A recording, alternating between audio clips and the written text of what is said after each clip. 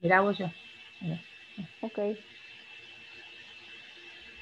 Bueno, bueno, entonces hoy lo que vamos a ver sobre todo es las aplicaciones de la electroquímica, que es la unidad en la que estamos, digamos, lo último que han estado bien.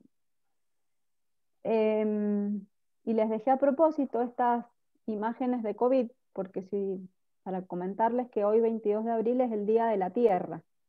Ujú. Y esto fue anoche yo les confieso que no lo vi todo porque la verdad me pareció un poco plomo, pero eh, National Geographic organizó una celebración virtual para homenajear a la Tierra y mostrar las distintas cuestiones que se hacen a nivel global y en distintos rincones del planeta. Pero lo que sí me pareció interesante es que la persona que está encargada de la parte ambiental de National Geographic escribió en el correo que nos llegó como invitación a esto, esta frase, esta oración que está acá abajo, y me pareció importante justamente por la tarea que estamos haciendo y para que reflexionemos y seguimos después con las actividades. Dice, ¿quién sabía hace un año que muchos de nosotros podíamos hacer nuestro trabajo desde casa, conducir y volar tan poco o sobrevivir tanto tiempo con nuestros seres queridos? Que habría una vacuna para fines de 2020 contra un virus del que no habíamos oído hablar cuando comenzó el año. O por otro lado, que este patógeno podía matar a millones de nosotros, incluidos muchos trabajadores esenciales que no podían quedarse en casa, y devastar la vida de muchos más. Cuando finalmente salgamos de la pandemia, las amenazas ambientales como el cambio climático y otros permanecerán presentando peligros aún más profundos. Entonces me pareció importante porque justamente todas estas aplicaciones que vamos a ver de la electroquímica, uno de los grandes desafíos que se plantean hoy a la ingeniería es cómo hacer un uso más responsable de los recursos para que tengamos una mejor calidad de vida. Y todo esto de lo que a veces uno habla y habla y parece que es un loro parlanchín, tiene mucho que ver con lo que nos ha mostrado esta pandemia, con lo que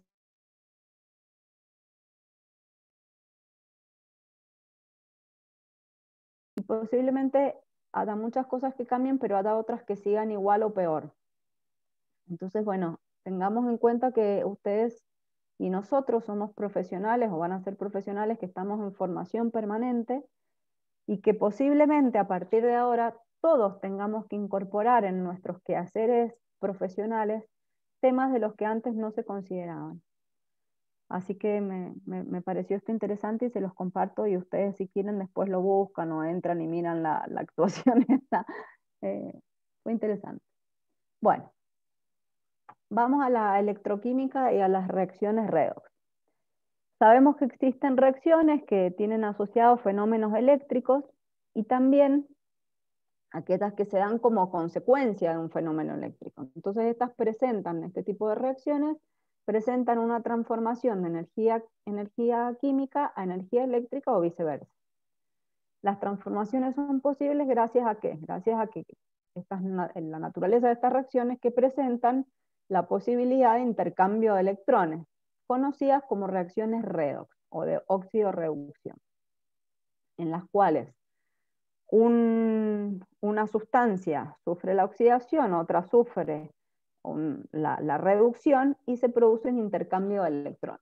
Los que pudieron ir al laboratorio en las últimas semanas pudieron ver, en el caso de la celda galvánica, eh, este, este fenómeno justamente, que había uno de los electrodos que se reducía y el otro electrodo se oxidaba dentro de una solución de sus iones y podíamos medir una diferencia de potencial gracias al pasaje de electrones que se producía eh, por, por, el, por las terminales o por el cablecito que unía los electrodos con la fuente, con el voltímetro, perdón. Entonces, la cosa ahora es, ¿para qué usamos la electroquímica? O sea, ¿cómo hemos aplicado en el campo de la ingeniería, sobre todo. Al principio se aplicaron mucho sobre el campo de la física y la química, pero después esto empezó a tener auge en la ingeniería y hoy día es fundamental. Una de las grandes, de las grandes aplicaciones es el uso de las pilas, que es lo que vimos en el laboratorio y lo que han visto en clase, y hay otros usos más. Yo les voy a hacer una preguntita que ustedes van a responder si quieren en la pantalla. Si están en el celu pueden tocarlo y si están en la compu con el mouse van a poder responder. A ver si lo ven. Ahí la pregunta les dice, ¿dónde se produce la oxidación en una celda galvánica? ¿En el ánodo, en el cátodo, en ambos o en ninguno? Este también es una prueba de la clase anterior, a ver cómo estuvieron en la clase anterior, porque rompimos con eso bastante. Ah, bueno, entonces tienen que estar al 100%, tienen que responder. Afiladísimos tienen que estar, claro.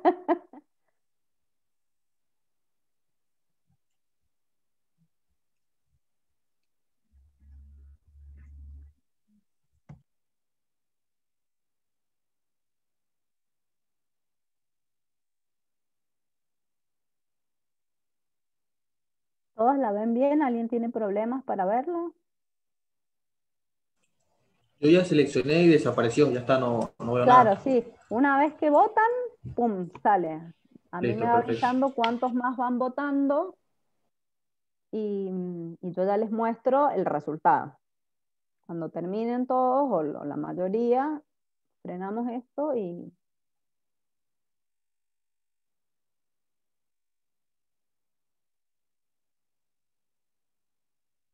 Profe, está muy buena esa aplicación para ver las opciones y preguntar en clase.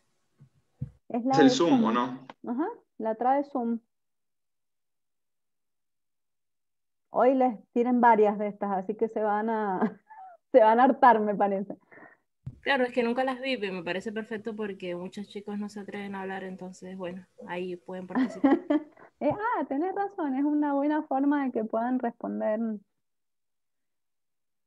Bueno, ahí está. Hemos respondido todos porque nosotros inclusive tendríamos que responder, pero yo la voy a finalizar acá porque ya los profes no responden. Ahí se terminó, ahí les comparto los resultados. Leo, ¿qué tal?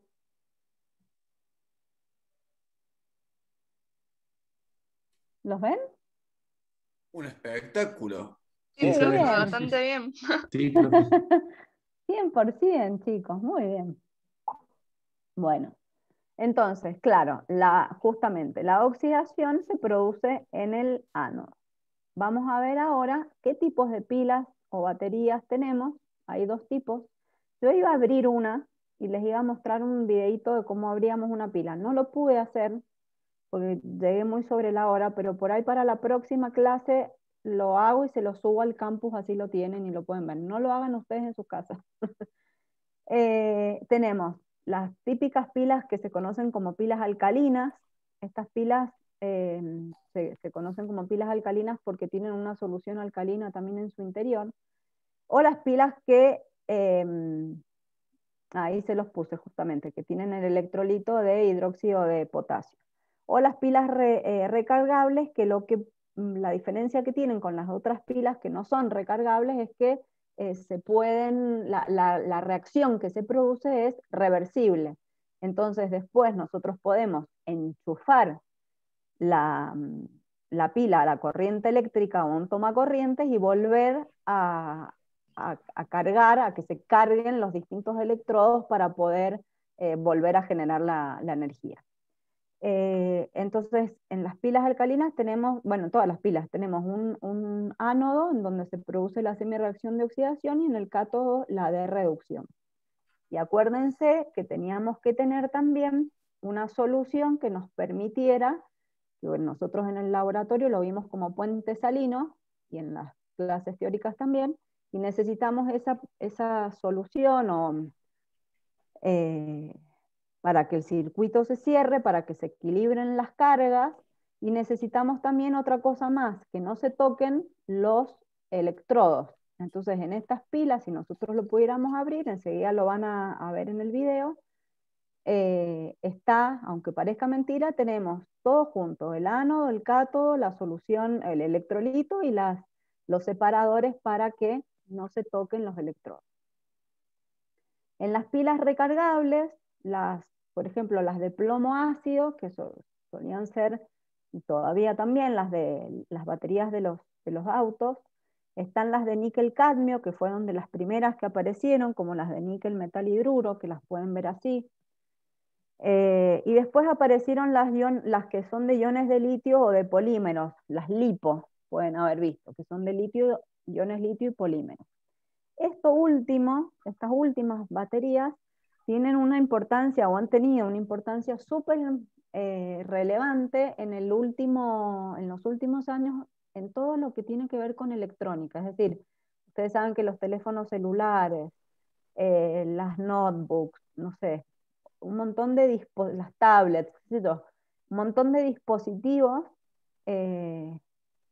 informáticos y electrónicos en general usan esas baterías que tienen una vida útil muchísimo más larga, son mucho más livianas y han permitido optimizar esos equipos. Entonces tienen una gran ventaja frente a las otras pilas recargables. Y la otra ventaja grande es esa, que se pueden recargar. Hay un videíto que yo no se los puedo mostrar porque tengo que cambiar, pero es para repaso, a ustedes les va a servir, yo les dejo acá el link, si lo quieren ver, lo pueden activarle los subtítulos, porque el video está en inglés, pero pueden activar los subtítulos en castellano, y es bien didáctico para cuando estudien y demás, les muestra todo el circuito de pilas gráficamente, así que los dejo para... Bárbara, ahí hay una pregunta en el chat. Dice si la pila es sobre la diapositiva anterior, si la pila del dibujo es la pila que usamos normalmente. Sí, es la pila que usamos normalmente. Las que nosotros... La grisecita es como la del reloj, algo así. Como la del reloj, exactamente. Pero perfecto. estas son pilas que no son recargables, son las pilas como la del control remoto, o no me acuerdo qué más tiene pila últimamente, una linterna, por ejemplo. Esas pilas serían bien. estas que tenemos arriba. A ver si puedo...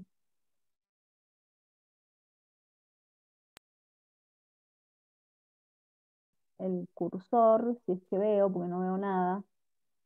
¿Es este? No. Acá. Esta pila es la de los controles remotos. Y esta pila es la que no encontraba yo el otro día para ponerle al pHímetro, por ejemplo. Pero bueno, son pilas alcalinas porque justamente el electrolito que utilizan son soluciones alcalinas. En cambio, estas, que yo no puse ninguna imagen, la verdad que podría haberlo hecho y no me di cuenta, son las típicas pilas del celular, la batería del celular. ¿Y de lo que están compuestos no depende de la marca o son todas iguales? En realidad no depende de la marca. La marca lo único que puede hacer es cambiar a lo mejor la calidad o la durabilidad por los materiales que utilicen, pero el principio de funcionamiento son todas iguales.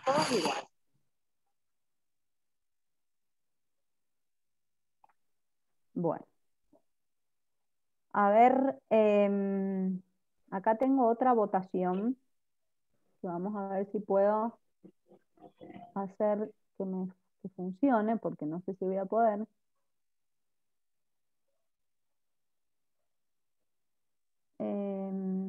¿Cuál es? A la 1. No quiero esa. Espérenme un segundo porque vieron esto, no lo probé.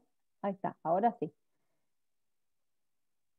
Díganme ustedes, ¿qué más se puede hacer con qué podemos hacer con las celdas electrolíticas? Porque vimos pilas y la otra aplicación grande o la otra cuestión importante que tenemos en la electroquímica son las celdas electrolíticas y que tienen una gran aplicación en la industria. Acá pueden marcar más de una, así que fíjense ustedes qué podemos lograr con las celdas electrolíticas.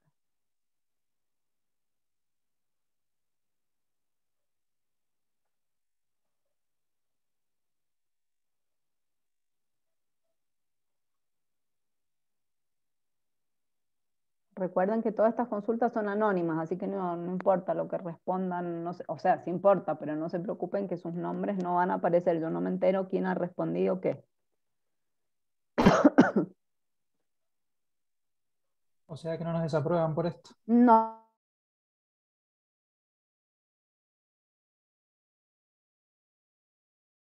Participación genera buena nota de concepto.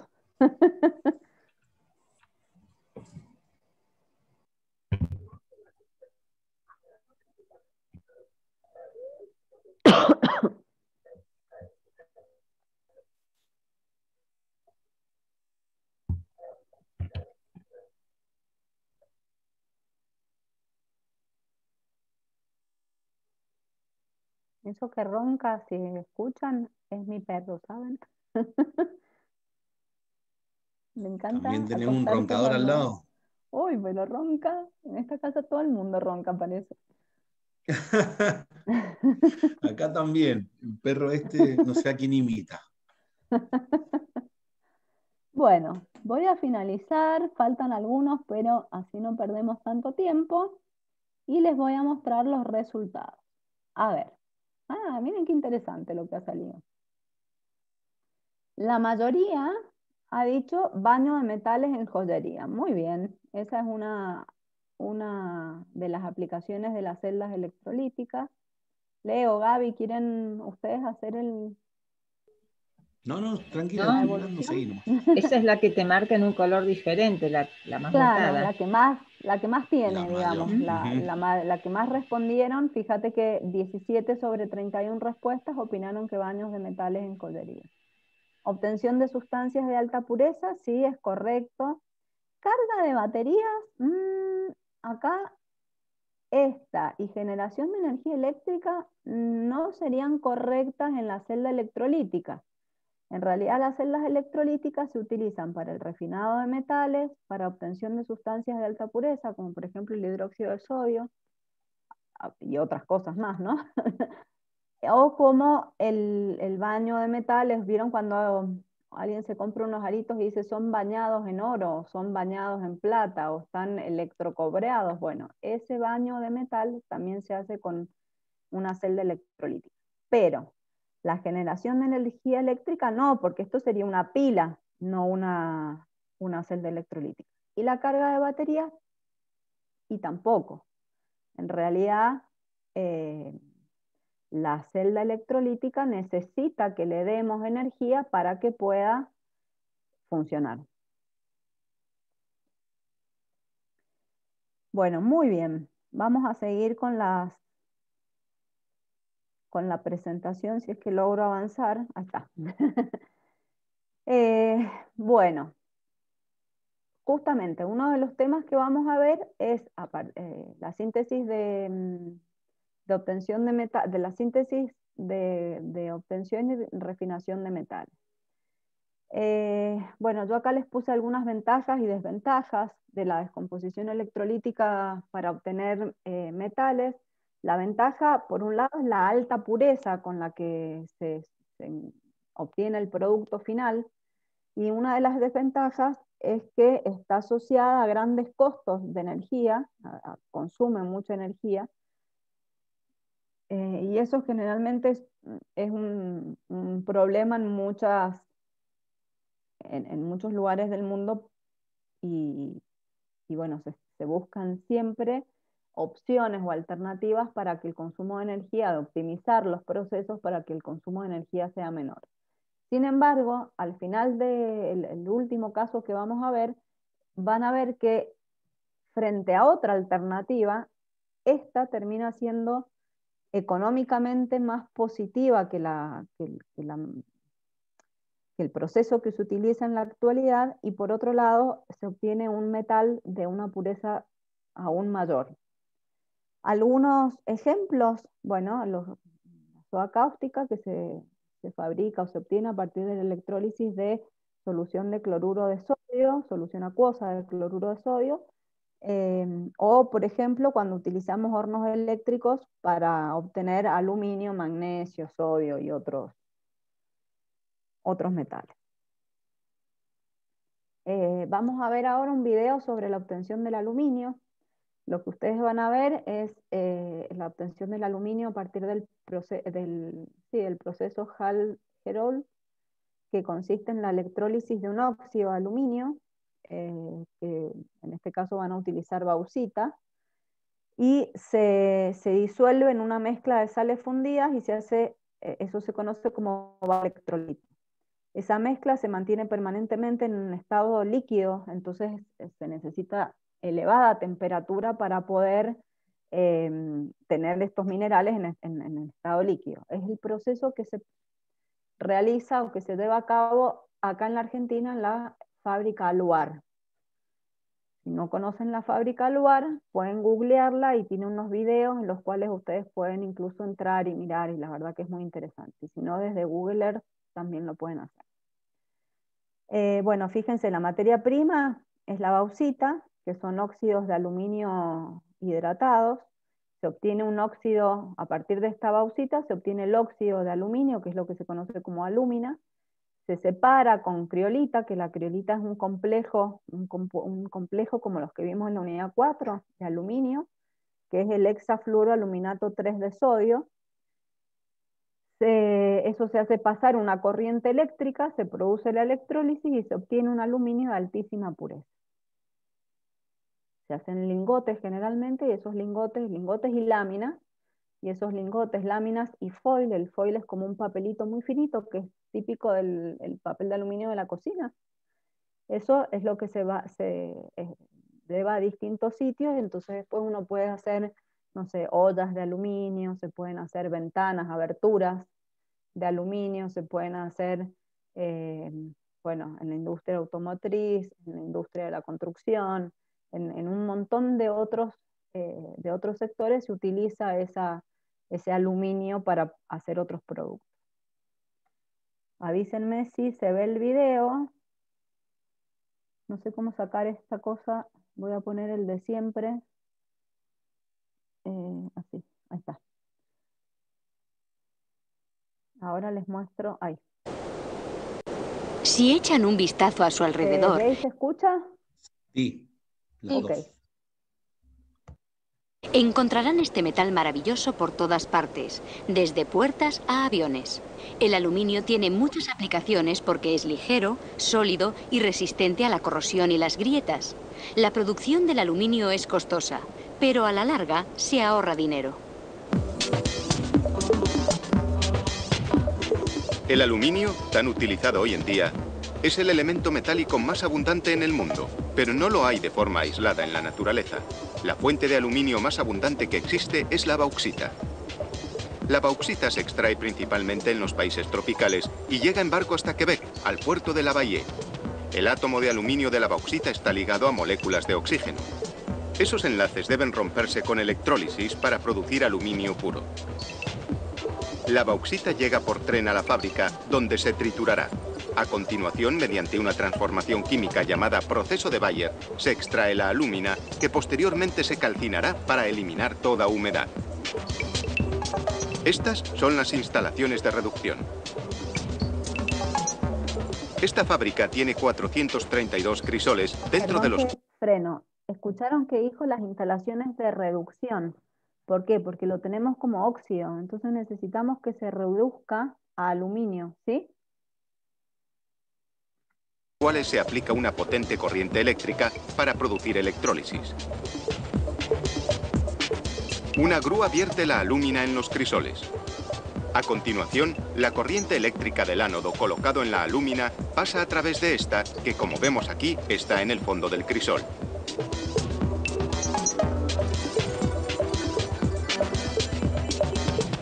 Durante el proceso de reducción de la alúmina a 950 grados centígrados, los ánodos pierden volumen y tendrán que ser sustituidos. Es una operación continua. Cada ánodo tiene una esperanza de vida de unos 20 días. Los ánodos gastados se recuperan del crisol con esta grúa puente y se envían a reciclaje.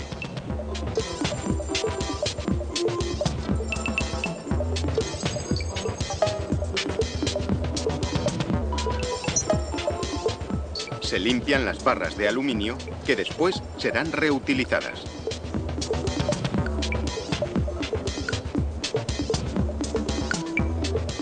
Aquí vemos la corteza que se forma sobre el ánodo.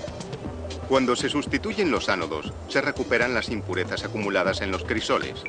Para ello, se utilizan esta especie. A continuación, se inserta un nuevo ánodo en la alúmina y continúa la electrólisis.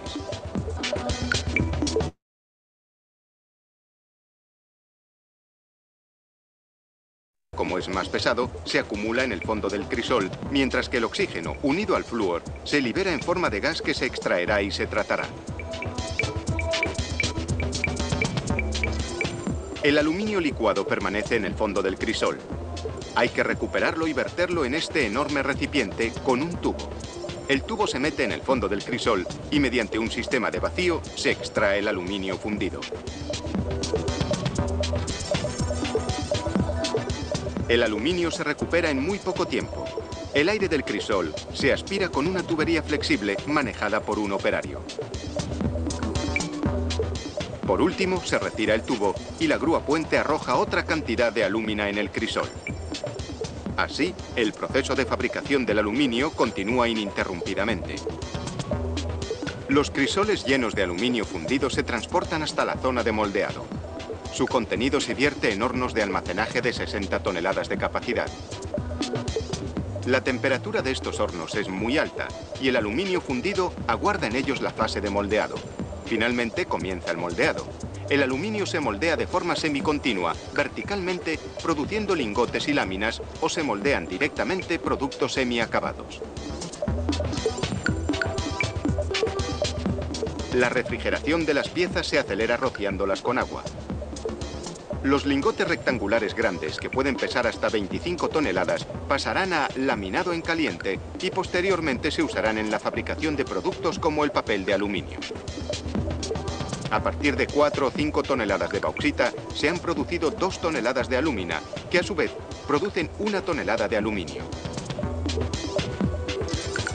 Esta fábrica produce 200.000 toneladas de aluminio al año, pero otras empresas pueden elaborar hasta 400.000 toneladas.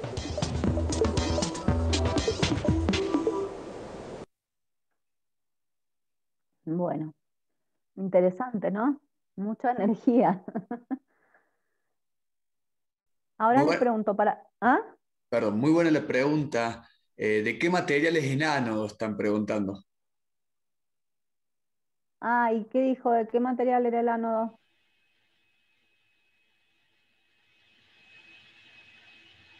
¿Alguien leyó? No, tampoco escuché.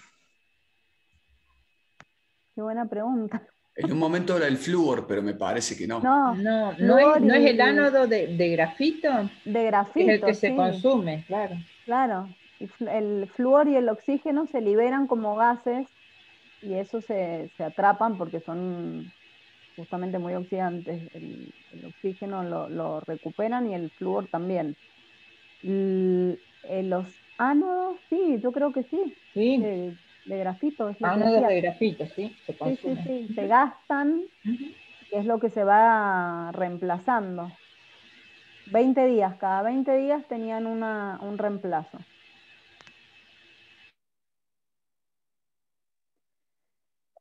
Bueno, gracias por la pregunta. Seguimos con, ¿para qué somos ingenieros? Bueno, fundamentalmente es para poder resolver problemas. Los ingenieros lo que vamos a hacer es poder resolver distintos problemas. Esto en general, los ingenieros químicos resolveremos problemas referidos a la industria química. Pero en general los ingenieros eso es lo que hacemos, resolver problemas.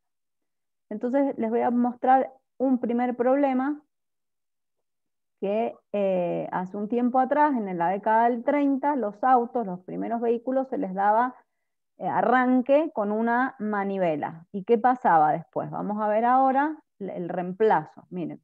Anda, espera, que le va a arrancar con la manivela. Que va a salir en el vídeo. Es que tiene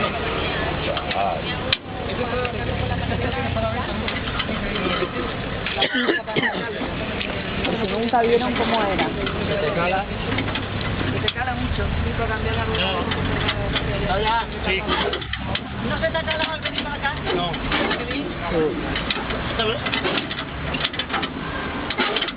Hay que darle el toque. ¿No? Ahora que estamos mirando mucha gente, ¿eh? Ahí. Estoy acostumbrado. No te lo vemos. Aquel día arrancaba muy bien. Sí. No está la cruceta la manera bien puesta donde se le da.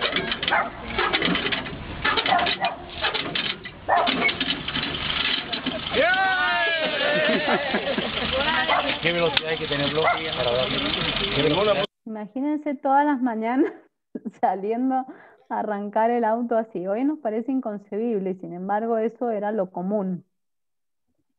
Bueno, Sí, para que no poder... rebote después la palanca esa. ¡Qué horror! Ay, bueno. Un problema solucionado fue ponerle a los vehículos una batería para que puedan accionar lo que se conoce como el motor de arranque.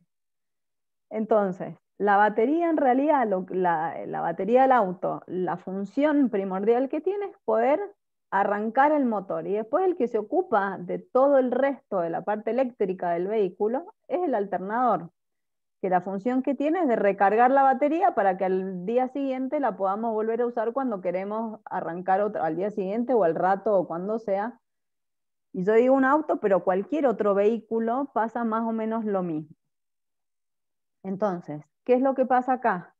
Ocurren dos fenómenos. Tenemos por un lado la energía química que nos transforma, se transforma en energía eléctrica para dar arranque, y después esa energía se transforma en energía mecánica para poder mantenernos el auto funcionando. Y esa energía mecánica también se transforma en energía eléctrica y nos tiene funcionando el alternador. Entonces, la verdad que es un proceso súper completo y vamos a ver cómo funciona la batería de un automóvil.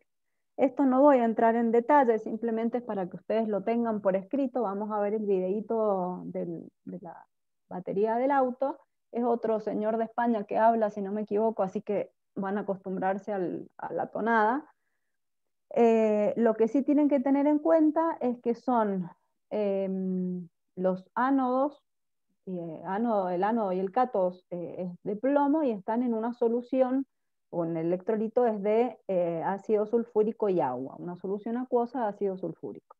Y cada una de estas, de este par, o sea, la FEM de la celda, del par del ánodo y el cátodo de plomo, nos entrega aproximadamente 2 voltios. Entonces, si nuestras baterías son de 12 voltios, tenemos que tener por lo menos estas, o sea, tenemos 6 placas de este tipo. Así que ahora vamos a ver, ¿quieren ver el video o no? Sí, sí. Sí, profe. Ok. Sí, profe. Ahí va. Si se escucha mal, me avisan. ¿Cómo funciona? El motor se encarga de que el coche se mueva. Pero, ¿qué acciona el motor? De eso se encarga la batería del coche. Sin la energía eléctrica de la batería, un coche está muerto. La batería no solo genera líquido para arrancar el motor, sino que fabrica su propio líquido mientras el motor está en funcionamiento. Eso se debe a que esta caja aparentemente normal realiza 2 funciones diametralmente opuestas, utilizando los mismos ingredientes. Genera electricidad y también la acumula. La batería consigue realizar esta gran hazaña mediante las reacciones reversibles. Bien, entonces, ¿cómo funciona?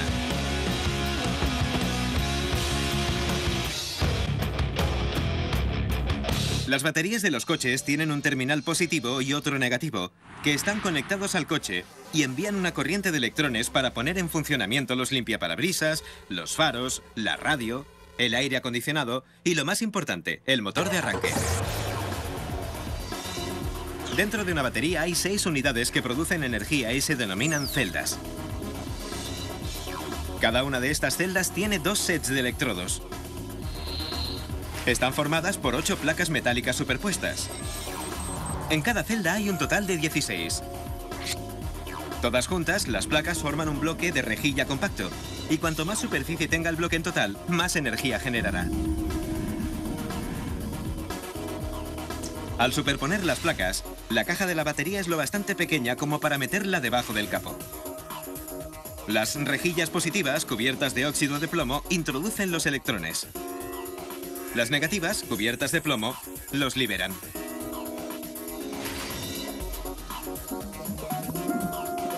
Las rejillas tienen un baño químico, 65% agua, 35% ácido sulfúrico.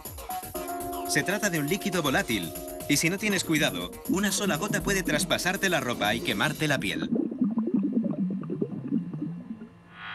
Pero la clave de las baterías de los coches está en que los potentes componentes químicos reaccionan unos con otros dentro de las celdas. Y estas reacciones se repiten mientras la batería funciona. El baño de agua y ácido sulfúrico actúa como electrolito, una sustancia conductora de la electricidad. Cuando la batería se descarga y no produce electricidad, el baño ácido reacciona con los productos químicos de las placas. El hierro que recubre algunas de las rejillas y el óxido de plomo que cubre las demás.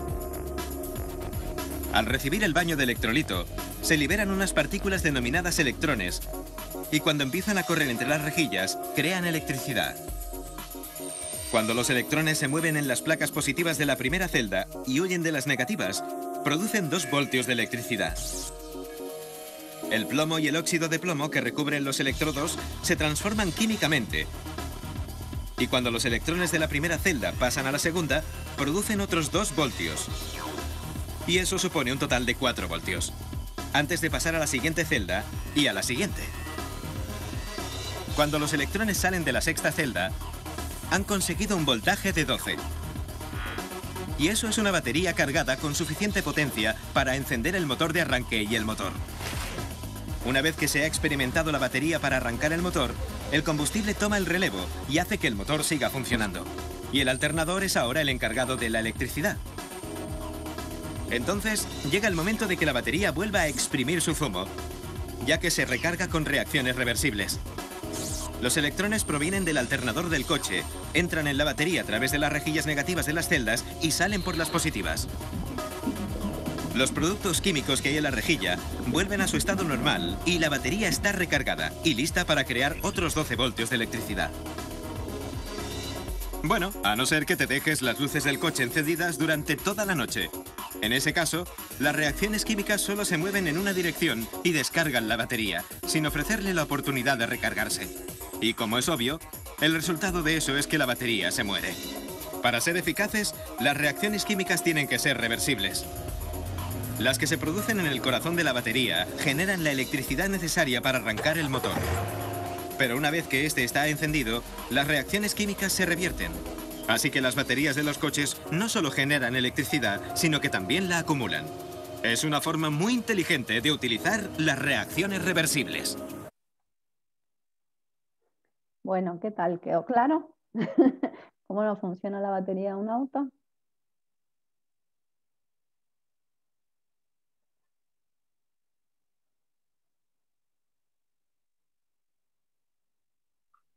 Profe, en el chat preguntan qué pasa si la batería es de más de 12 volts. Y posiblemente, si los circuitos que tienen que alimentar no resisten ese voltaje, se quemen. Yo se los digo por experiencia. Una vez íbamos de viaje y se me ocurrió enchufar ustedes saben que en el encendedor del auto, si uno quiere poner algo, me va a entregar. Y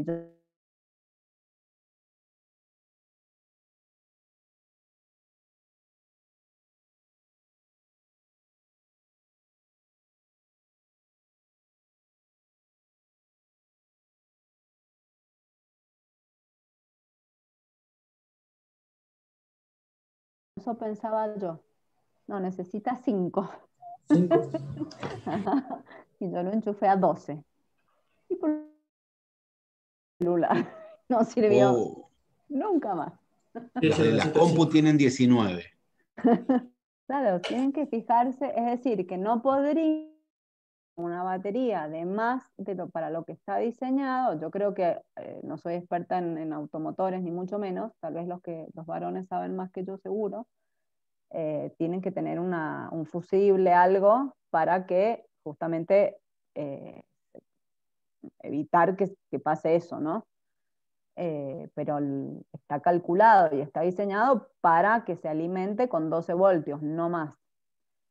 Y de hecho, cuando la batería se agota, ustedes vieron que ni siquiera arranca el auto. Cuando uno dice se quedó sin batería y el auto no le arranca. ¿Por qué? Porque necesita esos 12 voltios para poder arrancar.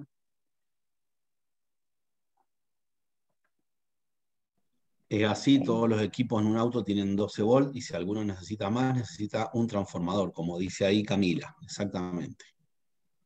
Que transforme esos 12 volts en otro voltaje. En otro voltaje. Profe. ¿Sí? ¿Alguien? Sí, yo. Sí. Ay, perdón. Sí. ¿Por qué? Yo lo vi en la casa de mi abuela, pero ¿por qué cuando cargan esas baterías tienen que destapar las entradas del ácido? No necesariamente. En realidad, cuando se cargan, lo que se hace es se abre para poder poner los cocodrilos, las agarraderas en los bornes de cada batería, que serían en realidad el contacto que se hace con las terminales positiva y negativa para que se produzca la reacción inversa, por eso necesitamos cargarla. Pero no necesariamente hay que hacerlo, tal vez es una batería más antigua. Ahora directamente las baterías vienen selladas y no, yo me acuerdo que hace muchos años uno recargaba el líquido de la batería se quedaba sin líquido y dejaba de funcionar, pero hoy tengo entendido que las baterías son una unidad sellada y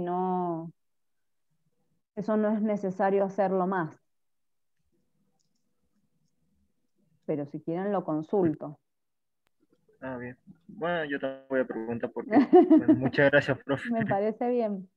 Yo lo último que me acuerdo es echarle agua destilada a la batería, Claro. así, desarmarlo. Claro, no hacía falta abrirlo.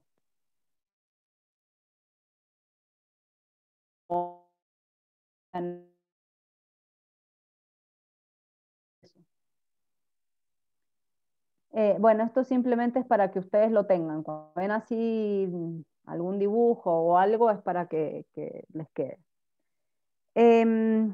Bueno, ¿y qué pasa cuando nosotros no tenemos energía eléctrica, como nos puede pasar en un campamento? Es donde usamos justamente estas baterías, estas pilas.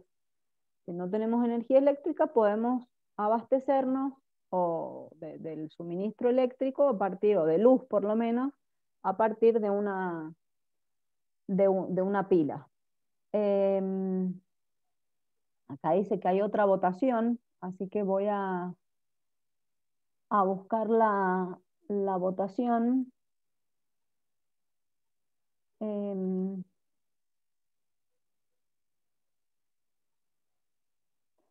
Qué buena pregunta esta. A ver, el 100% va a responder bien, estoy segura. Ahí va. ¿Cómo es el signo de la energía libre? O sea, el delta G de una pila. En el caso de una pila, ¿qué tipo de reacción es?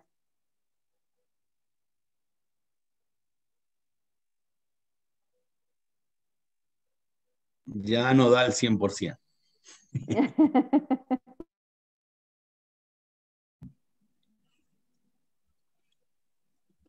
Lo que tienen que pensar en la pila es si da energía o se necesita energía externa, energía eléctrica, ¿no?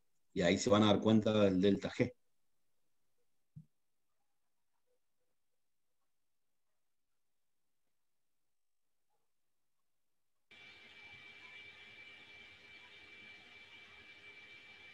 Claro, relacionar con la espontaneidad de la reacción que tiene lugar o no en la pila.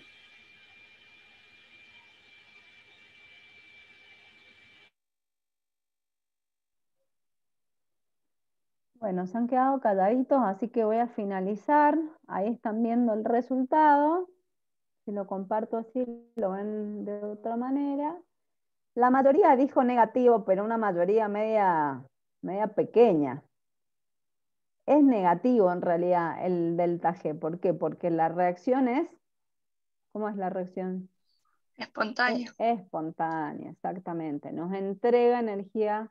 No hace falta que nosotros le aportemos energía para que esa reacción se produzca. En cambio, en el caso de la celda electrolítica, veíamos que sí era necesario. Bueno, acá teníamos cuando nos falta energía eléctrica y vamos a ver las pilas. Esto, disculpen, ¿puedo bajar un poco el volumen? Les cuento algo. Este video que vamos a ver es de las pilas Duracell. En el campus no lo hice todavía, pero lo puedo hacer más tarde. Les voy a poner también unos videos de Energizer, que es otra marca de pilas. Recién alguien me preguntaba si todas las pilas son iguales. Sí, ahí van a darse cuenta que son todas iguales. Dicen básicamente lo mismo, pero muestran algunas cosas diferentes. Este es un poco más corto, por eso elegí este, pero los dos son bastante interesantes.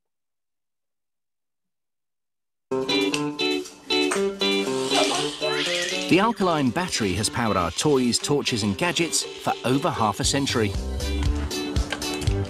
We run down 15 billion of these portable power units a year. And meeting demand calls for chemical engineering on a colossal scale. So, how do they do it?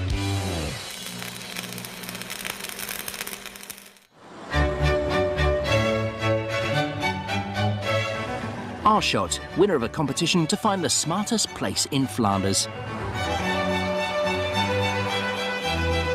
And with all those bright sparks, it's the ideal spot for one of Europe's largest battery factories. This towering powerhouse produces millions of batteries a day.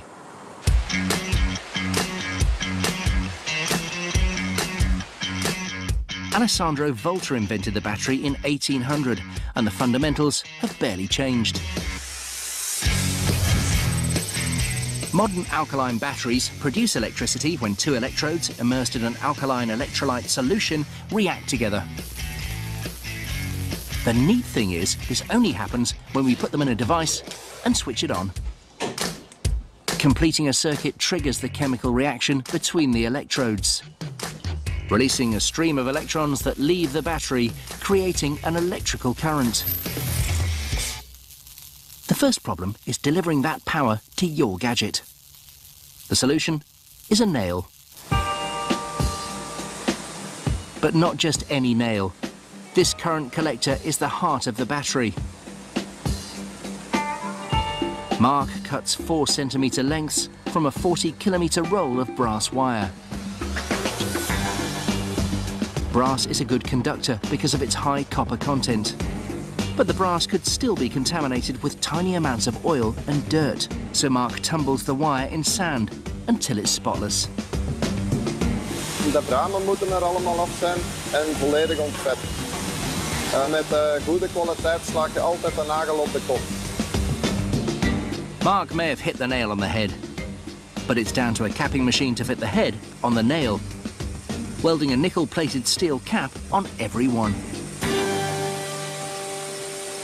However, without cool chemistry, these brass nails are no more use than their steel namesakes. They need power. And that starts with the anode, which is made from zinc, because this metal easily releases electrons. 2 truckloads of the silvery stuff arrive every day. The trouble is, it comes in ingots, which are a bit big for your remote control.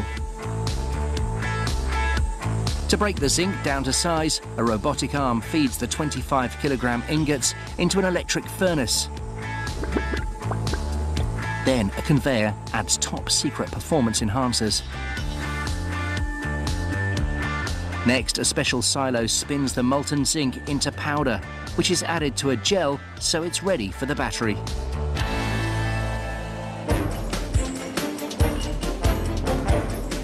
The next problem is that the 2 electrodes in a battery mustn't come into direct contact with each other. The solution is to contain the zinc with a roll of laminated paper called the separator. As Pierre explains, his little paper separators don't start off so little. Elke rol is bijna 2 kilometer lang. Dus dat is een heel eindje. Every battery needs a positive to its negative, and that comes in the form of a second electrode made from manganese dioxide. Manganese dioxide is great at collecting the electrons released by the zinc, but on its own, it isn't a great conductor. So they mix it with graphite. It takes a 6-story building with a vast network of vibrating sieves and silos to produce the manganese dioxide graphite powder and compress it into battery-friendly pellets, which they feed into nickel-plated steel battery cans. Before a cool magnetic conveyor carries them off for assembly. An assault course of vibrating bowls and conveyors sorts the other components and ferries them to the final assembly station, where a monster machine line roars into action. It's one of Sven's duties to keep the beast fed. De cellen is een grote machine en is zeer hongerig. De machine heeft een grote eetlust.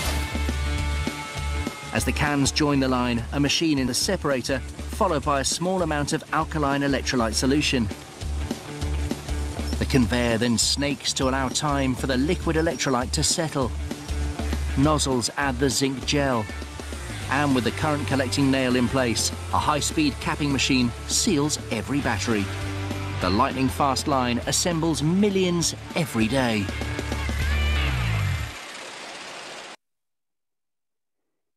Increíble, ¿no?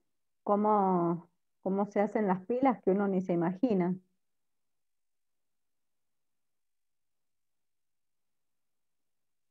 Ahí busqué y efectivamente los ánodos en la obtención de aluminio por el método HAL, que es el que habíamos visto, el que se usa actualmente en el mundo, son de grafito, justamente. Así que estábamos en lo cierto. Bueno, súper interesante, ¿no? Ahí vieron cómo se mezclan, en realidad no se mezclan, cómo separan lo que decíamos hace un ratito, los electrodos que no se podían tocar con un papel. Vamos a ver el segundo problema. ¿Qué les parece? Es la corrosión. La corrosión justamente es un problema de una reacción redox que se produce en los metales y es la consecuencia del proceso electrolítico entre el metal y el entorno. La velocidad con que algo se oxida o se corroe, como es lo correcto decirlo, depende fundamentalmente de la temperatura, de la humedad y de la salinidad del medio en donde esté inmerso el metal que se va a oxidar o a corroer. Fíjense que acá dice justamente que la corrosión ordinaria, o sea, la corrosión, la oxidación de los metales que nosotros vemos cuando hablamos de que un metal se ha iniciado un proceso de corrosión, es una reacción redox en la cual los metales se oxidan porque hay presencia de oxígeno, pero también necesitamos humedad. Este proceso es un proceso espontáneo. Vamos de nuevo. Sí, es un proceso espontáneo. Ahí está. ¿Es esta la que les tenía que preguntar? Ah, no, es otra. Es la cuarta. Es la anterior. Es la cuarta, pero no es la cuarta. Ah, sí, la cuarta. Lo que les quiero preguntar acá es justamente si ustedes conocen, a ver, sí, es un proceso espontáneo. Y queremos preguntarles si la corrosión se puede prevenir, si ustedes conocen cómo se puede prevenir la corrosión, y ahí tienen para que me respondan. Por protección catódica, por medio de una aleación, por un proceso que se conoce como estañado, o por el galvanizado, por protección anódica, o mediante corriente impresa. Marquen los que ustedes conozcan o los que hayan escuchado nombrar que sean para prevenir la corrosión.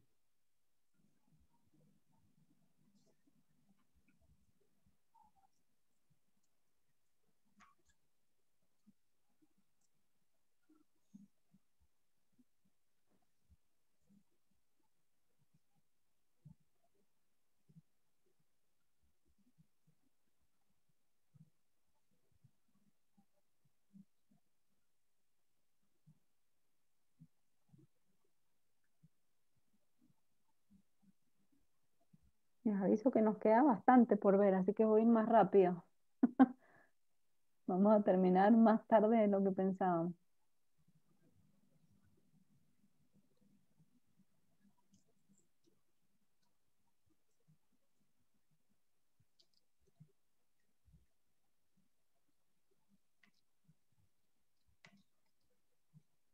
Bueno, ahí creo que han respondido todos. Fíjense, la mayoría dijo galvanizado.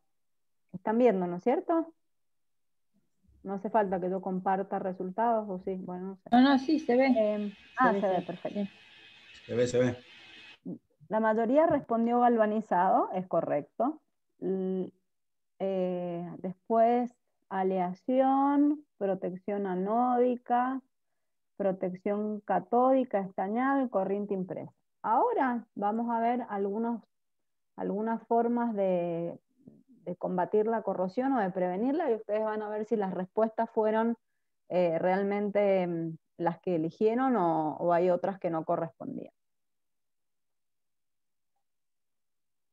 Ahí. Bueno, sí, eso que se me sube. Fíjense, la corrosión entonces se produce cuando teníamos presencia de oxígeno y presencia de humedad. En el aire está el oxígeno y en el mismo ambiente, en la atmósfera, tenemos cierta humedad. Entonces, ¿qué pasa? Que el potencial estándar de reducción del oxígeno es menos positivo que el de reducción, perdón, del hierro es menos positivo que el de reducción del oxígeno. Entonces, por eso el oxígeno puede oxidar al hierro. Es decir, que en el cátodo tenemos ahí está. En el cátodo tenemos 1,23 voltios, mientras que en el ánodo menos 0,44. Entonces podemos ver que el oxígeno es el que oxida al hierro. Entre las soluciones que se han desarrollado desde la ingeniería, aplicando física, química y matemática, están las aleaciones de aceros inoxidables que tienen métodos de pasivación. Entonces vamos teniendo distintos contenidos. Si fuera hierro solo, se corroería o se oxidaría con mucha facilidad. Pero al poder hacer aleaciones con distintos metales, lo que vamos consiguiendo es que ese metal o esa aleación tarde más tiempo en oxidarse, y son los conocidos aceros inoxidables. Distintas combinaciones de cromo, níquel, manganeso y molibdeno. Y ustedes van a encontrar que los más usados son el 430, el 201, sobre todo el 304 y el 316. Esa es una manera, hacer las cuestiones de acero inoxidable, por ejemplo,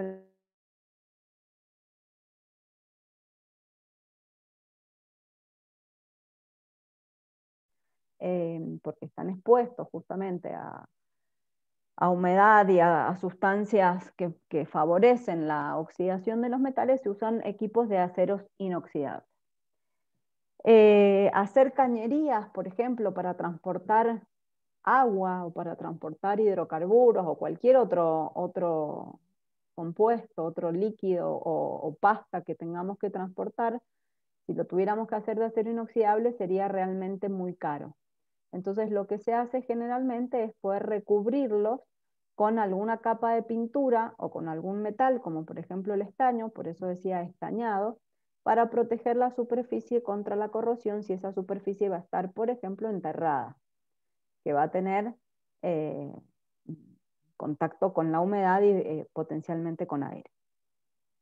Estos recubrimientos suelen hacerse con pinturas de tipo epoxi, por ejemplo, que previenen la corrosión.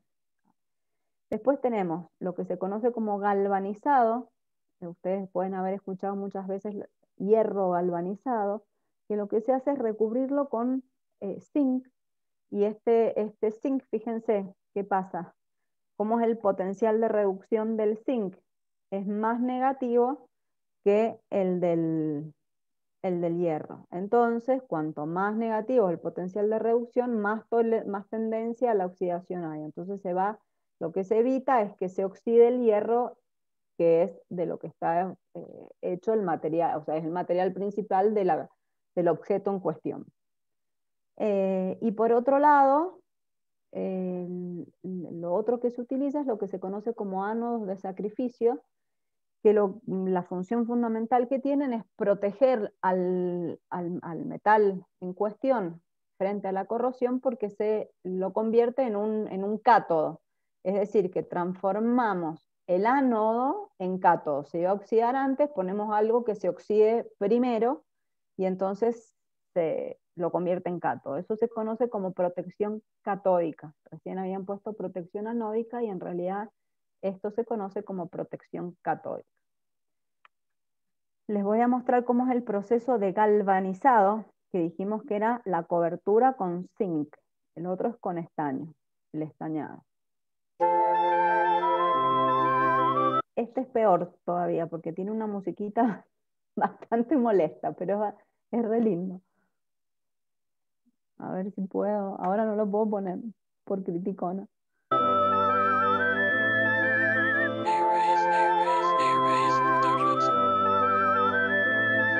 Fíjense, son estructuras de hierro, de acero, que se van a proteger mediante un galvanizado para que no se oxiden y se puedan utilizar en la construcción.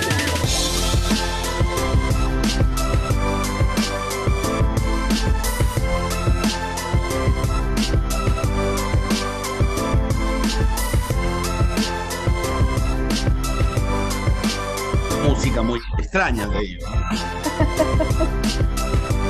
Pero ¿sabes qué es? No me va a salir ahora el nombre, pero es reconocido. ¿Qué es?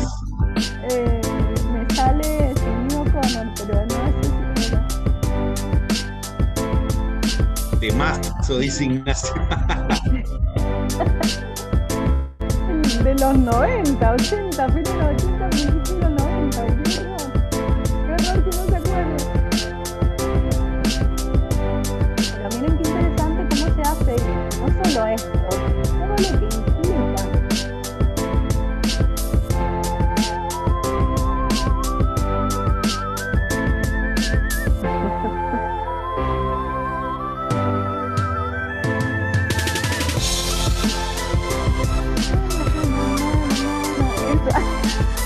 Era una piba que empezaba a capela con eso. Ahí me acordé. Ella que te digo, no me puedo acordar el nombre ahora.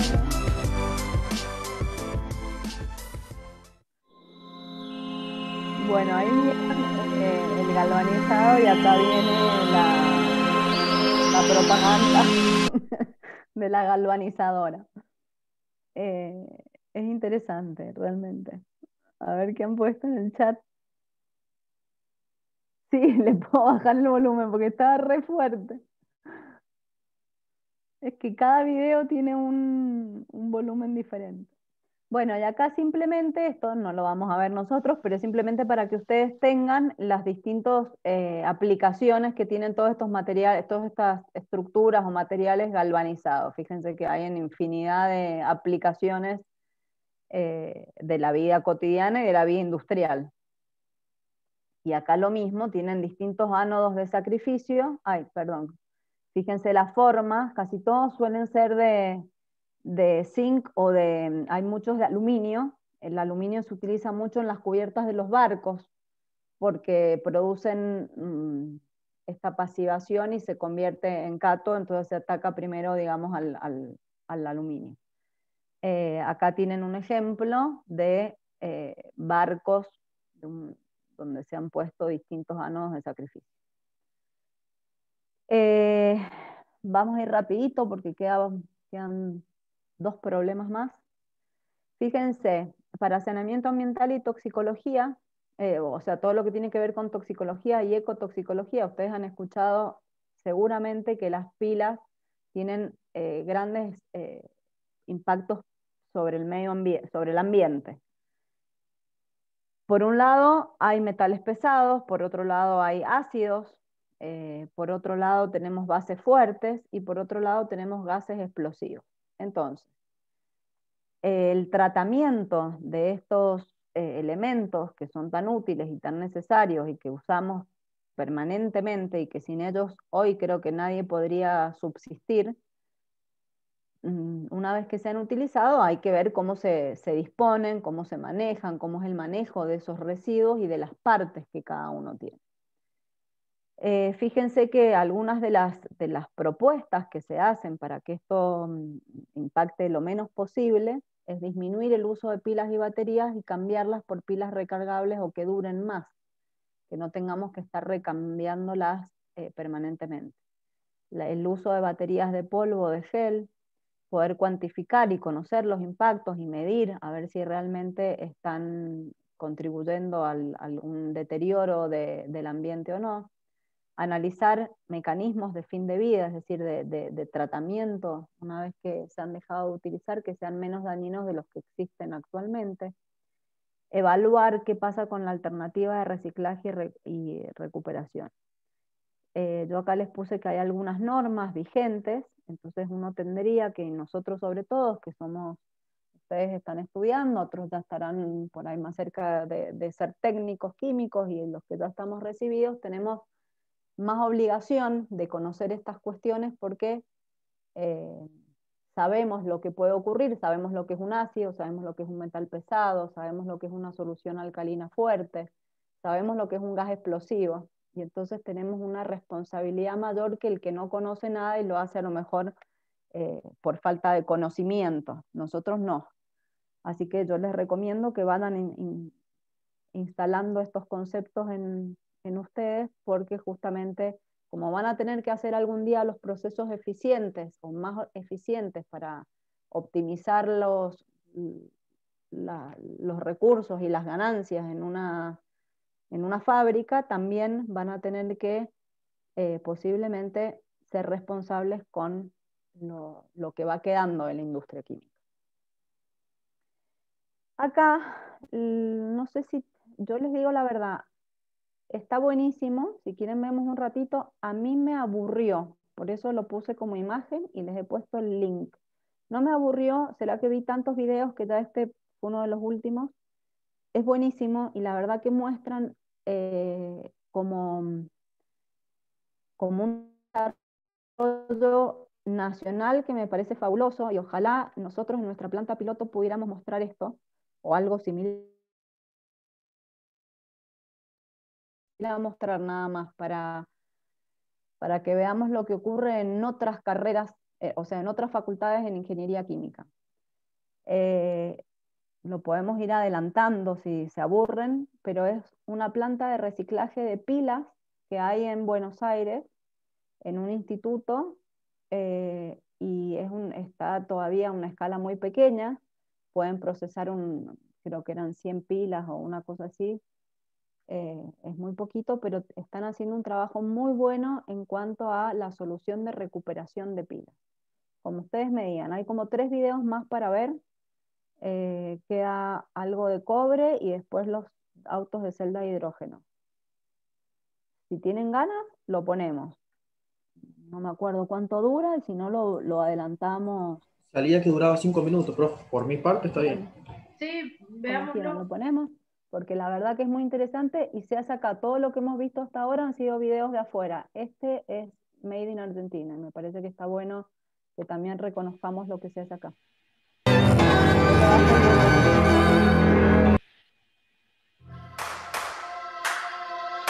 Esto es en una planta piloto de una universidad. Sí. Acá tenemos una cámara digital que anda con pilas alcalinas, ¿sí? 2 pilas de estas, y estas son las que se usan y se descartan, ¿sí? No son recargables. Creo que ahí lo dice, es en La Plata, si no me equivoco, creo que ahora lo dicen. Si no, nos fijamos. Me parece que es La Plata. Y son altamente contaminantes. Las pilas son como energía envasada, ¿sí? Es una lata de energía, digamos así, hablando sencillo. Y tienen zinc y manganeso, ¿sí? Altas concentraciones de zinc y manganeso, que son metales que, si bien no son de los más contaminantes, en altas concentraciones, como son las que están en los rellenos sanitarios por la cantidad de pilas que se usan y se tiran, son contaminantes. Mi nombre es Lorena Falco, soy licenciada en Química, egresada de la Universidad de La Plata. Estamos en Plapímula 6IC, que este es un instituto que depende de la Comisión de Investigaciones Científicas de la provincia y la Universidad Nacional de La Plata. Es un instituto de plantas piloto con la idea de ofrecer un apoyo a la industria química, fundamentalmente a la pequeña y mediana industria química que no tiene posibilidad de hacer grandes inversiones en equipos para probar ensayos y procesos. En este caso lo que tenemos es una planta piloto de recuperación de metales de pilas, ¿sí? Agotadas. Planta de reciclado de pilas. Centro de Investigaciones Científicas de la Provincia de Buenos Aires. Objetivo: recuperar los metales contaminantes que componen las pilas. Método: tratamiento con ácido sulfúrico generado biológicamente. Metales recuperados para reutilizar: zinc y manganeso.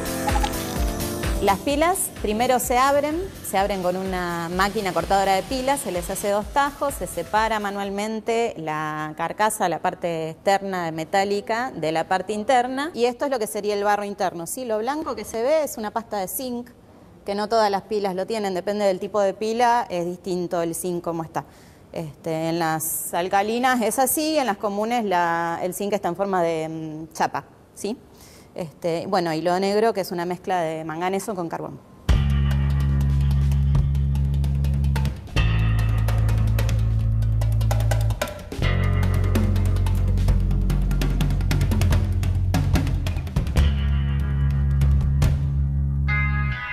Los metales de ese barro de pilas se extraen con ácido sulfúrico, que esto en realidad es una mezcla de ácido sulfúrico con compuestos reductores que ayudan a la extracción de estos metales. El ácido sulfúrico se prepara acá en forma biológica, ¿sí? En unos bioreactores que lo que tienen es azufre, un relleno de azufre, que es donde las bacterias se pegan. Las bacterias son acidófilas, se llaman Aciditiobacillus thioxidans.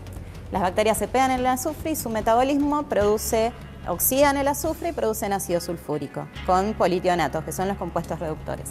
Bueno, acá el barro de las pilas se coloca en el tanque de lixiviación, que es donde se pone en contacto el ácido que producen las bacterias con el barro de las pilas, ¿sí? Se mezcla, se agitan unas 5 horas más o menos, y después se separa el líquido del sólido. Se filtra, el sólido es también un producto reciclable, es dióxido de manganeso, y el líquido es una solución de metales, del zinc y el manganeso, que son los metales que componen las pilas alcalinas, que van a un reactor de recuperación. Queda el producto final y el líquido, que es un líquido ácido que se neutraliza después en un tercer proceso para que pueda ser disponido como efluente. Yo a la cloaca voy a tirar un líquido que no contamina y saco del medio un montón de material que sí contamina. Y además permito que eso se pueda volver a usar. Con lo cual se demora, si esto se hiciera en muchos lugares, se demoraría el agotamiento de las minas de zinc y las minas de manganeso que hay en el mundo. Se hizo el estudio completo del tema y se hizo el escalado y se llegó, primero se armó un equipo de un tubo, después un equipo de 2 tubos y ahora hicimos este equipo que nos va a permitir tratar del orden de 100 kilos de pila por mes. La novedad acá es la producción del ácido, ¿sí? Pues ya hay procesos hidrometalúrgicos con ácido sulfúrico comercial, pero acá lo que hacemos es producirlo biológicamente, que tiene la ventaja de no emitir los gases que produce el ácido sulfúrico cuando se produce comercialmente, ¿sí? En las grandes fábricas. Al ser con bacterias, lo que hacemos es cultivarlo una vez y después hay que reponer medio nada más. Las bacterias siguen creciendo. Y es importante reciclar las pilas porque cuando se agotan, si las tiramos contaminan y en cambio si las reciclamos estamos teniendo una fuente de metales que es inagotable, es enorme la cantidad de pilas que se tiran y que quedan ahí en los rellenos sanitarios contaminando y haciéndole mal a nuestro planeta cuando se las puede ver como una fuente de minería, ¿sí? Ay, perdón. ¿Qué les pareció? Interesante, ¿no? Muy bueno. Muy bueno. A mí me Sí, encanta. profe, está buenísimo. Muy lindo para hacer en la facu, para poder proponer, para que se investiguen esto y tantas otras cosas más, ¿no?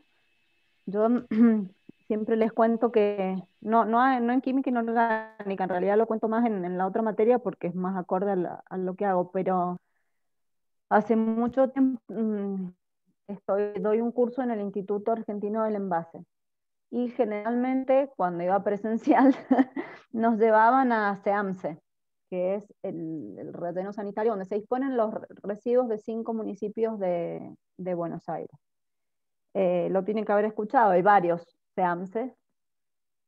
Y en esas charlas que uno hace todo el recorrido y nos muestran cómo se separan los residuos, cómo se compostan, cómo los que son compostables, cómo se aplican en los rellenos y todo lo que tiene el lixiviado y el tratamiento de esos líquidos lixiviados, incluso que uno ve que hay patos porque el agua queda realmente bastante, o sea, pura para que pueda haber fauna y flora.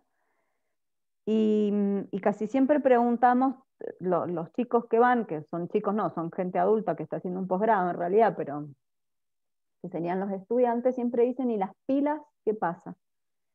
Y llama la atención, miren a veces cómo nosotros tenemos mal, o cómo interpretamos mal algunas cosas, por eso les decía que estudiando ingeniería tenemos que empezar a prestar atención a muchas cosas cotidianas, pero que provienen de la ingeniería. Que es preferible arrojar al tachito de la basura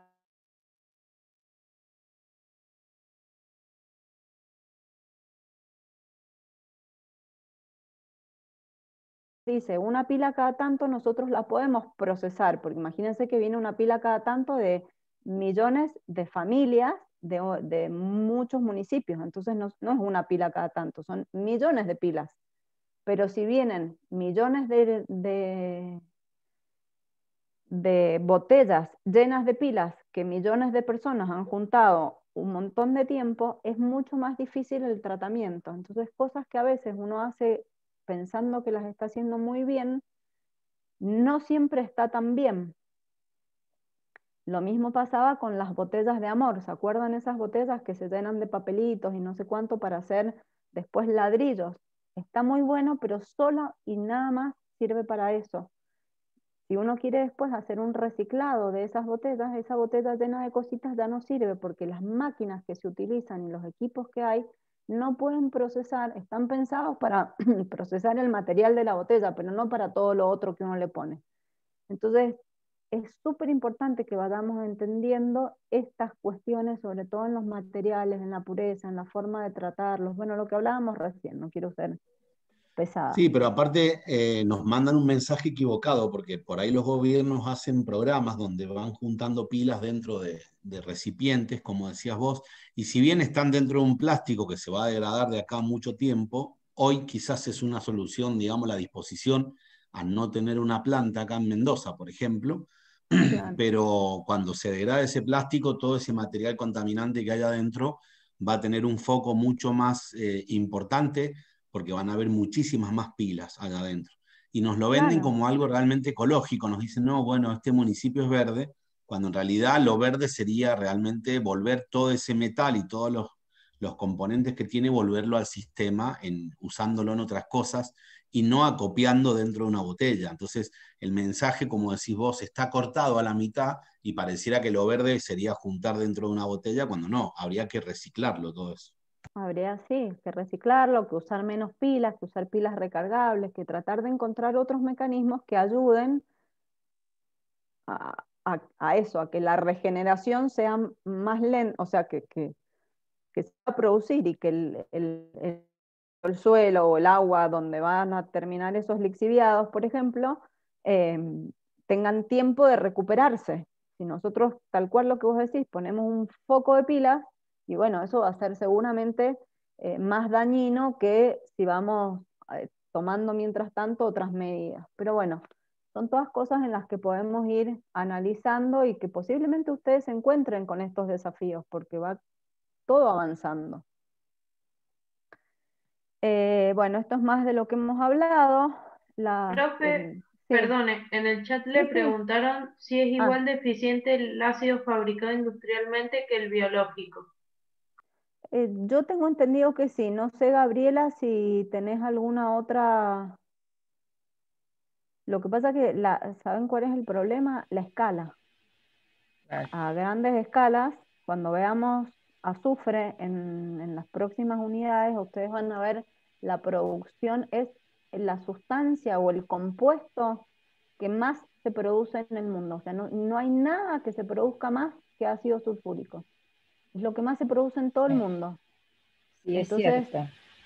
Todos los tema es la escala. procesos, claro, biológicos llevan mucho tiempo y no son para producir grandes cantidades. Y bueno, y como dice Bárbara, el ácido sulfúrico o la producción de ácido sulfúrico de un país es una medida de lo avanzado que está el país, o sea, como que posiciona a los países en un ranking,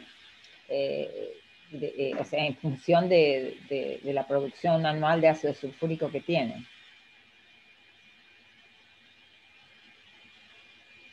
Así que sí, en calidad puede ser muy bueno, pero no se puede producir en grandes cantidades. Ahora, esto era una planta piloto, entonces para escala planta piloto tal vez puede funcionar y se evita hacer o tener ácido sulfúrico a partir en un proceso sintético o industrial como se obtiene actualmente. No me voy a adelantar porque me van a retar. Cuando veamos azufre van a ver cómo se obtiene el ácido sulfúrico. Bueno, entonces tenemos que hacer dos cosas, o usar baterías ion litio que se recargan en un enchufe convencional, o la otra que tenemos son las celdas de hidrógeno que se recargan en una estación de servicio. Lo que les decía, las de ion litio, todo lo referido al litio lo vamos a ver más adelante, y de hidrógeno posiblemente veamos también en la próxima clase, que es oxígeno e hidrógeno. Acá simplemente vamos a verlo relacionado con las baterías, o sea, con la producción de energía a partir de hidrógeno, pero no del hidrógeno en sí. Esta foto la tomé yo hace un par de años, que estaba en Roma y iba a tomarme el subte para volverme, y fíjense, la saqué a propósito, me pareció súper interesante porque acá había un Smart, un auto pequeñito, un auto eléctrico, y este auto, que también es un auto pequeño, casi no hay vehículos particulares en algunos países. La gente, sin importar del lugar donde es, ni el ingreso que tiene, ni nada, se maneja en servicio público, que es súper eficiente. Y si hay vehículos, son de este tipo, por eso me pareció interesante sacar la foto y mostrarla, porque nosotros todavía no vemos de estos vehículos con asiduidad en la calle. Entonces, bueno, vamos a ver rápidamente los vehículos eléctricos de batería y los de celda de combustible. Un vehículo eléctrico solo dispone de uno o más motores eléctricos, y cuando incluye entonces un motor que es térmico o que es a combustión de otro tipo de combustibles que no sea una batería o un vehículo eléctrico, perdón, es lo que conocemos como un híbrido, que tiene propulsión térmica y eléctrica. La última pregunta de votación es, ¿cómo era esto?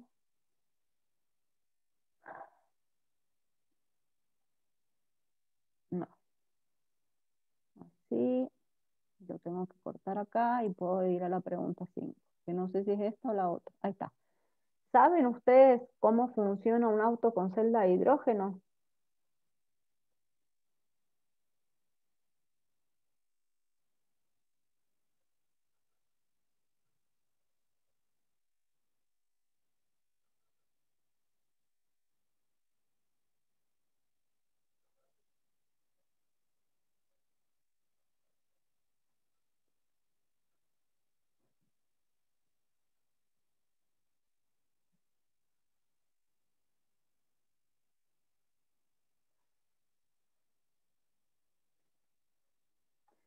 Bueno, creo que más o menos ya hemos votado la mayoría. Ahí quedan uno más y terminamos.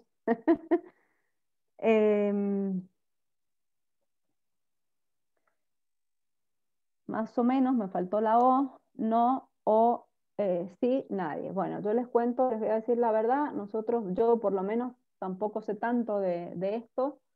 Me pareció interesante que lo veamos, pero no tengo un gran conocimiento al respecto, así que lo iremos aprendiendo con el tiempo y a medida que vayan siendo más comunes. Los vehículos con celda de hidrógeno, en lugar de tener un motor convencional y un tanque de nafta, lo que tienen son dos tanquecitos de hidrógeno que se mezclan con oxígeno y generan la propulsión del vehículo. Ese es un proceso que se realiza, que es un proceso electroquímico. Mezclamos oxígeno e hidrógeno, se produce una celda de combustible. Ahí, como veíamos recién en la otra batería, bueno, acá se produce igual, una diferencia de potencial, y el residuo, ustedes saben que si juntamos oxígeno y agua, oxígeno e hidrógeno, se produce una diferencia de potencial y el resultado es agua. Entonces, la electricidad que se genera termina siendo almacenada en una batería que a su vez alimenta el motor eléctrico, y el residuo es agua que se libera del vehículo en lugar de como gas de escape, por ejemplo, que tenemos óxidos de nitrógeno, dióxido de carbono y otros gases, tantos otros gases de resultado de la combustión de un motor a combustible fósil. Acá tenemos vapor de agua.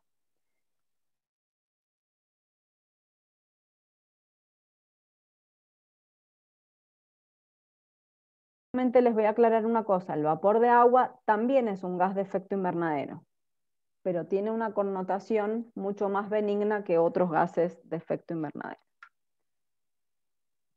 Acá simplemente es para que tengan ustedes una muestra de las fuentes de donde puede provenir el hidrógeno, y justamente cuando el hidrógeno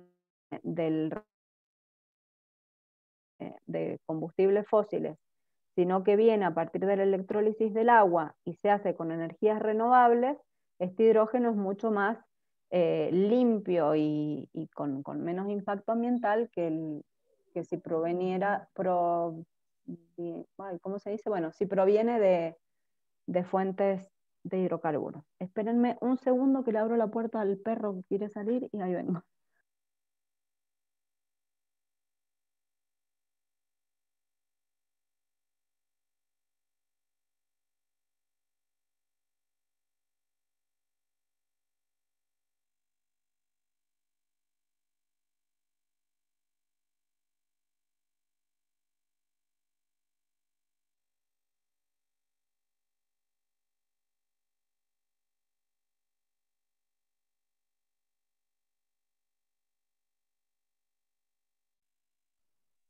Ahí está, les pido disculpas, pero no tenía nadie más que ahora.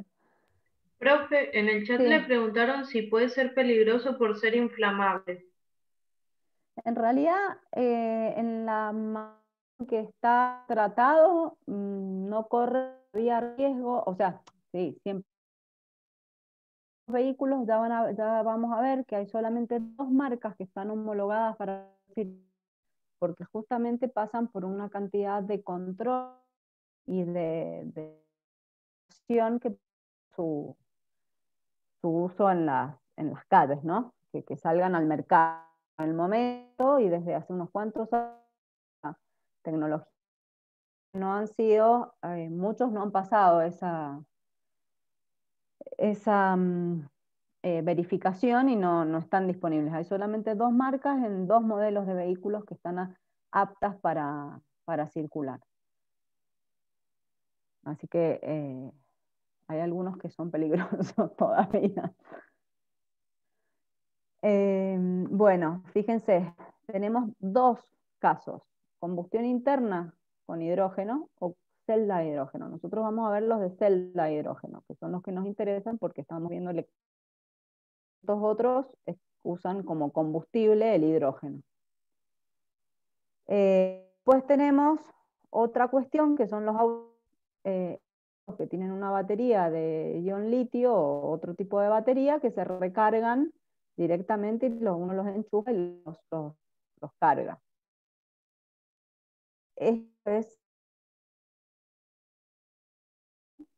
Esta foto verán en un país europeo.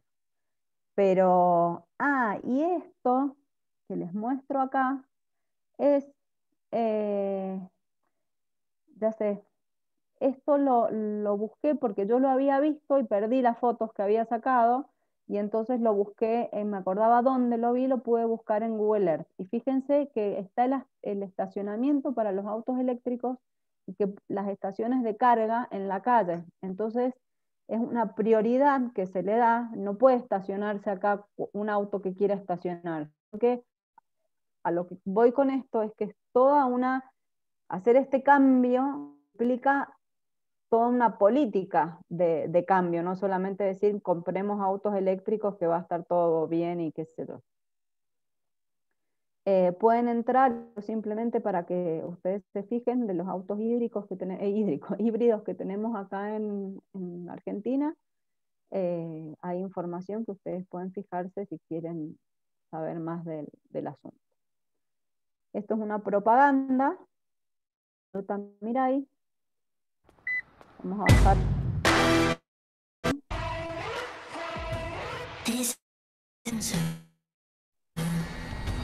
Este está homologado y aceptado para circulación. El otro son las dos marcas Toyota y Honda que pueden circular en Japón.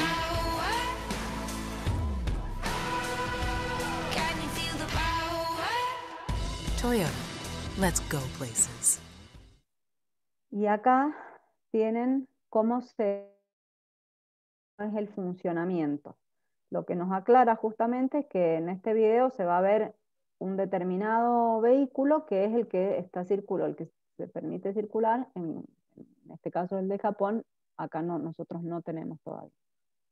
Ahí va. El volumen otra vez.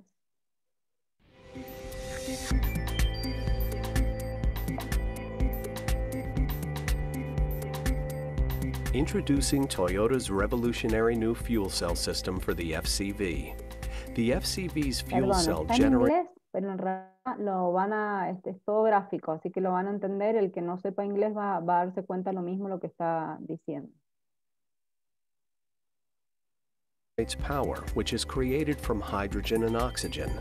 Hydrogen, an alternative fuel for gasoline, is a plentiful, environmentally friendly energy element that is created from a wide range of sources. Hydrogen and oxygen create electricity, which powers the motor without burning hydrogen. The only emission while driving is water, and no carbon dioxide is emitted. The motor provides exceptionally smooth acceleration, making the FCV fun to drive. This is how the electricity is generated. The car takes in oxygen from the air, which meets hydrogen from the high-pressure hydrogen tank in the fuel cell. Many fuel cells combine to form the fuel cell stack. Hydrogen is supplied to the negative anode and activates, releasing the electron. Then the electron flows to the positive cathode to generate the electricity. After releasing the electron, the hydrogen becomes a hydrogen ion, moving to the positive cathode and bonding with the oxygen in the air, forming water. Hydrogen and oxygen come together in the fuel cell stack to supply It controls the electricity created by the fuel cell using technology developed from the hybrid vehicle. The motor works as a generator, gathering energy when the car speed is low. This accumulated energy is stored in the battery to support the fuel cell when accelerating. The Toyota FCV's driving distance capability exceeds that of the electric vehicle on the same charge. The FCV has the ability to start in extreme cold and can perform in almost any condition. FCV. The future of driving has arrived.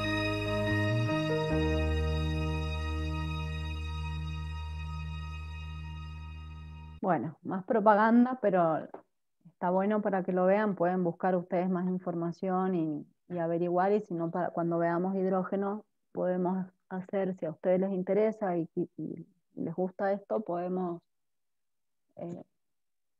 nosotros buscar más información al respecto. Y ya para ir terminando, bueno, esto eran las estaciones de servicio. Vamos a pasar de esto a esto en algún momento. Y esto que parece radiador Spring, en realidad lo sacamos ahora en el verano en Santa Cruz. O sea, es real, no es un pueblo fantasma, cargamos nafta y todo. Y para terminar, esto ya es lo último que vemos, yo les he puesto acá el link, ustedes pueden entrar y también ver con más detalle cómo se obtiene el cobre. En realidad lo que quería mostrarles, esto es otra vez el esfuerzo de universidades para asistir a la industria. El cobre actualmente, ustedes saben que Chile es uno de los mayores productores de cobre del mundo, y se obtiene a partir de la fundición del mineral que se extrae de minas a cielo abierto, y hay también otras minas subterráneas para la obtención del mineral de cobre. Una de las que más cobre produce se llama Chuquicamata, que está en el desierto de Atacama, en Chile. Ese mineral tiene cobre, oro y molibdeno. Pero los recursos naturales también se van agotando, y entonces acá es donde la ingeniería aporta en innovación. Esta es una imagen de la mina, fíjense, para que vean por qué se... Chuquicamata, el mayor yacimiento de cobre a rajo abierto del mundo. Ubicada en pleno desierto de Atacama, en el norte de Chile, está en plena fase de transformación. Tras un siglo de explotación, busca convertirse en una gigantesca mina subterránea, lo que alargará su vida útil por otras 4 décadas. Y es que es cada vez más costoso extraer el mineral de la inmensa mina. Un camión de extracción debe recorrer hoy más de 10 kilómetros desde la superficie hasta el fondo del rajo, con un consumo diario de combustible de unos 3.100 litros, equivalente a lo que gasta un automóvil normal en 21 meses. Las reservas económicas extraíbles bajo rajo empiezan a tener un punto de inflexión, donde para nosotros se hace muy caro transportar una tonelada de mineral a la superficie por la profundidad que tiene nuestro rajo. La profundidad hoy día es de 1 kilómetro. El yacimiento tiene aún reservas por 1.700 millones de toneladas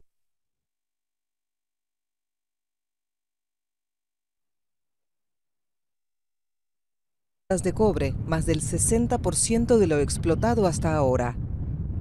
Y actualmente produce 300.000 toneladas de cobre fino. Cuando se convierta en mina subterránea pasaría a 600.000. La meta es que las obras finalicen en 2019. Si nosotros no hacemos estos cambios, estas transformaciones, definitivamente nuestro nivel de producción se viene abajo, y también la posición de Codelco en el mercado del cobre también se ve obviamente en desmedro. Chile es el primer productor mundial de cobre, con casi 1/3 de la oferta mundial.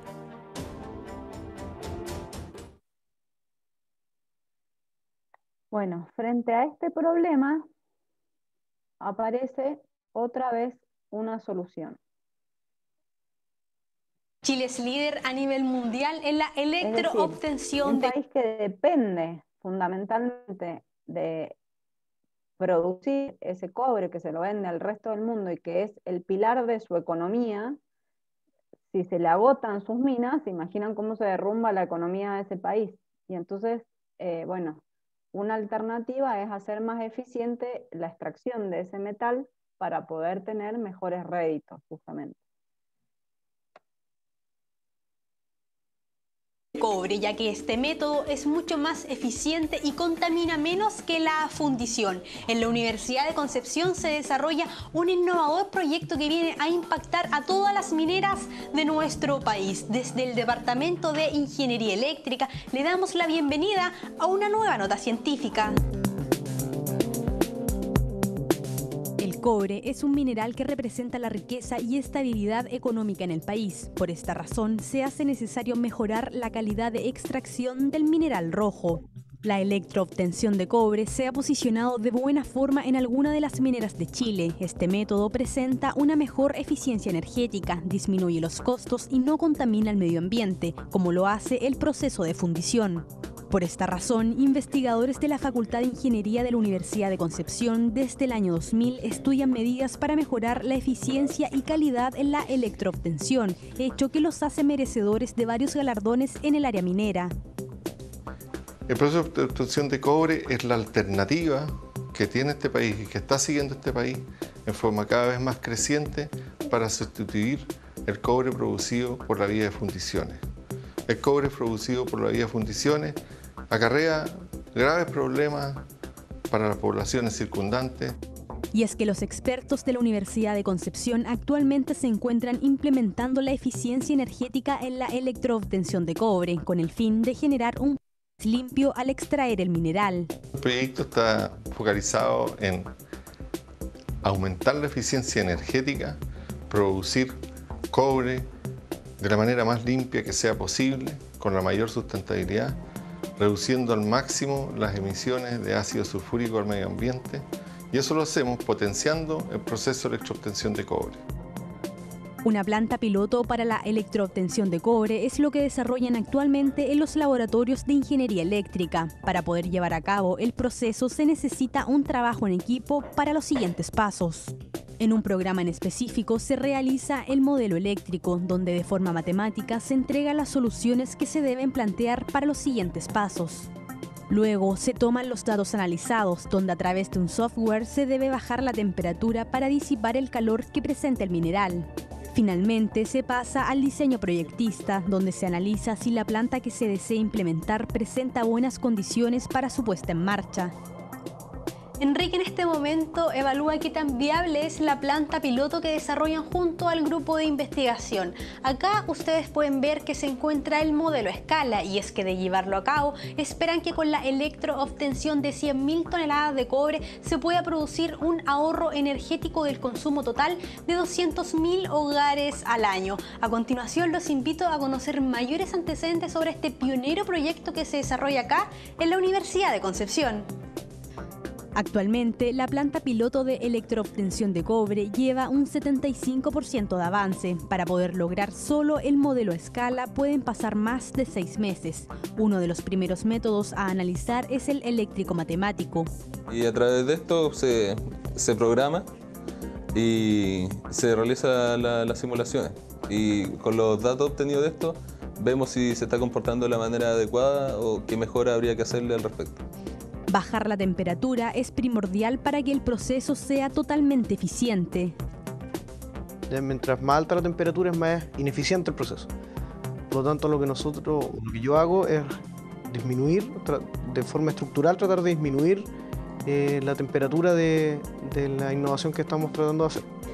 El encargado de diseño le da el visto bueno al proyecto, donde se modela la planta en 3D para evitar posibles errores. Yo trabajo a la par con los ingenieros y para de esa forma ver si es viable el diseño que ellos proponen para poder ser implementado realmente. Pero hay factores de diseño, la altura que tiene que tener las celdas por el depósito de cobre en la parte baja. Todos esos son factores, yo veo los factores de diseño.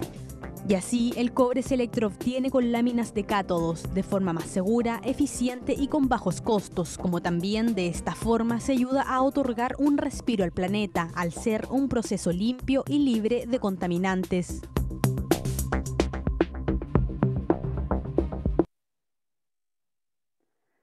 Bueno, creo que hasta acá hemos terminado con lo que queríamos mostrarles.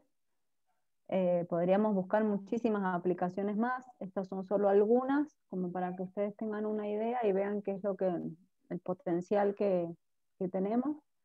Y bueno, si les van interesando algunas cosas, no hay problema que nos digan, y nosotros, en la medida de nuestros conocimientos y lo que esté a nuestro alcance, se los podemos ir pasando. Y bueno, acá les quedó alguna tarea en casa para el que le interese o la que le interese, que pueden investigar sobre las aplicaciones de las celdas de combustible de hidrógeno, las ventajas y desventajas, algunos casos, investigar sobre los usos de la electrólisis en la industria química, qué aplicaciones hay, qué ventajas. Esta es una, por ejemplo, la que vimos recién, y surge de una universidad de estudiantes de doctorado. Ustedes vieron que la mayoría eran chicos jóvenes que estaban estudiando, es decir, que los ingenieros van produciendo conocimiento que la industria puede aplicar. También pueden analizar qué tipo de reacciones se producen y cómo es la termodinámica de esas reacciones. Y por último, podemos debatir, si quieren, las conclusiones. Y bueno, acá tienen una ayudita para las diferencias entre las celdas galvánicas y las celdas electrolíticas, que nos hemos dado cuenta muchas veces que les cuesta. Entonces, bueno, esto está bueno que lo tienen como ayuda a memoria.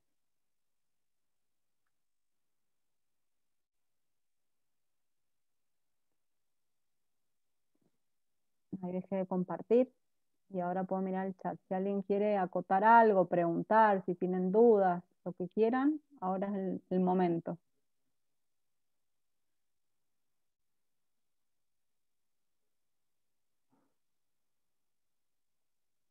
Yo, profe, por mi parte no, fue todo súper claro y estuvo buenísima la clase. Gracias. Bueno, muchas gracias. Gracias, Leandro. Bueno, gracias. Sí, la idea es esa, que les guste, que puedan ver, que a veces es muy difícil, qué sé yo, poder ver cosas que uno no tiene acceso. Es difícil ir a una planta de cobre. Yo creo que nunca en mi vida voy a lograr ir a una mina de cobre, por más que uno vaya a Chile muchas veces. Entonces, poder verlo de alguna manera está bueno y nos ayuda un montón.